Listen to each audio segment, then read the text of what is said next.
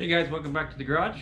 Last time you guys were here, I talked a little bit about changing out my gas tank for a fuel injection one on the Monte Carlo. So let me show you what we got done here. I'll show you the old tank and the tools I used, and then show you the new one. And let's see if we can get this thing working. Come on for a ride with me. Hold on a second. All right. All right, so this is the old one. You can see that it's a little crusty. The old one had these ridges on the push fittings behind the barb that you can use an AN connection on, but my new pump didn't have that, so I had to use some hose clamps for that.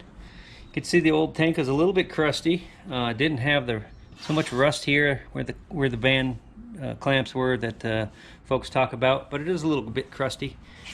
This is one of my straps that I used, and I actually cleaned up the old one. I'm going to clean this one up too, but I just wanted to see kind of what it looked like. This is where the old pump kind of grounded out to the body on top there. The hoses were pretty crusty. This thing's been in there since '86, so it was time. Let me show you some of the stuff I used. I used this from Spectra as the fuel pump assembly. It came with its own pump, but that was for a carburetor. So I went ahead and got one from Walbro, a pump that's good for 255 liters per hour. That should be good for about 450, 500 horsepower. So I should be set on there. So I got an extra fuel pump now, I guess, if I need it, since I put the Walbro one inside of the Spectre setup. The new tank is Spectre as well. This here is my Coleman handy dandy torch. If you look down here, you can see this is where the fuel filler neck was.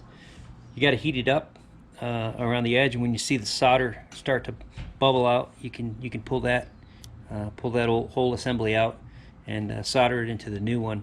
Just make sure you're careful. I got my fire extinguisher there. I drained the tank and filled it with water and made sure there were no fumes.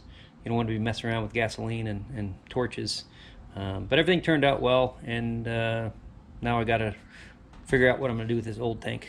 Maybe I'll give it to one of my Monte Carlo buddies. So let me show you what we got for the new one. This is the new tank. I ended up having to use double band clamps for the out and the in. Basically what happens is the gas goes out here to the Corvette fuel filter regulator, and anything 58 psi or over comes back and goes back into the tank through the return line there. I was able to use the AN fittings on that, but on this, because like I said, these barbs, there's no ridge right here. I had to use these. I'll see if I can find an adapter later. Ran my wiring. The purple here is for the fuel level. Gray is for power, and then these other two black are the ground lines. See, this is where I brazed in my old fuel filler neck into the new tank, and it went pretty well, actually. It turned out okay. I went ahead and painted up the new tank with some clear on the top and some flat black on the bottom, and then I put some of this soundproofing rattle trap stuff to make sure it doesn't rust or anything like that, but works out pretty well.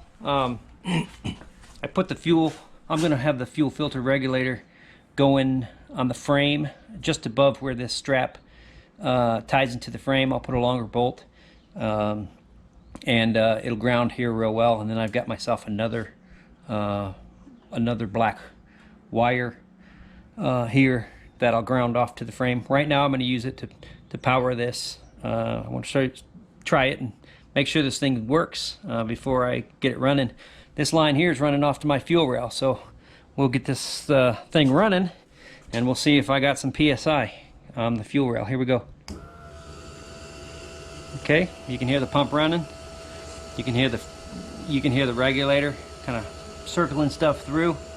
Let's take a walk over to the front of the car and see if I got fuel pressure. It's my line going up. Have to excuse my $50 Amazon cold air intake. All right, let's look at the fuel. Oh, look at that. Looks like we got about 60 psi on the rail there, so it looks like we should be okay. So I'm going to pull this stuff apart and run my line all the way to the back and get that fuel tank put up in there. And then the next thing, I'll start working on the CBM wiring harness and try and clean all this stuff up if I can. So yeah, that's about all I got for today. You guys feel free to send me any questions or comments, and hopefully I can help someone out.